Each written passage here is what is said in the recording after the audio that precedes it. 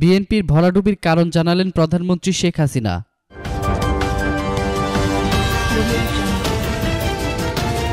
মনোনয়ন বাণিজ্য যুদ্ধাপরাধীদের দলের টিকিট দেওয়া আর আগুন সন্ত্রাসের কারণে নির্বাচনে বিএনপির ভরাডুবি হয়েছে বলে মন্তব্য করেছেন প্রধানমন্ত্রী শেখ হাসিনা।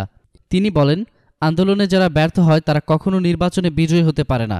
গতকাল জাতির জনক বঙ্গবন্ধু শেখ মুজিবুর রহমানের স্বদেশ প্রত্যাবর্তন দিবস উপলক্ষে রাজধানীর কৃষিবিদ ইনস্টিটিউশনে মিলনায়তনে আয়োজিত অনুষ্ঠানে তিনি এ মন্তব্য করেন। প্রধানমন্ত্রী বলেন, স্বদেশ প্রত্যাবর্তনের পর দেওয়া ভাষণে বঙ্গবন্ধু দিক নির্দেশনা দিয়েছিলেন একটি স্বাধীন দেশ কিভাবে চলবে। অতি অল্প সময়ের মধ্যে তিনি প্রশাসনিক অবকাঠামো দাঁড় করেছিলেন। বঙ্গবন্ধু বাংলাদেশকে স্বল্পোন্নত দেশে পরিণত করেছিলেন। তিনি বলেন, জাতির পিতা বেঁচে থাকতে 10 বছরের মধ্যে উন্নত দেশে পরিণত হতো। আমরা বাংলাদেশকে গড়ে তুলতে চাই জাতির পিতার স্বপ্নের সোনার বাংলা হিসেবে। এতক্ষণ ফ্রিকি নিউজের সঙ্গে থাকার জন্য আপনাদের সবাইকে ধন্যবাদ।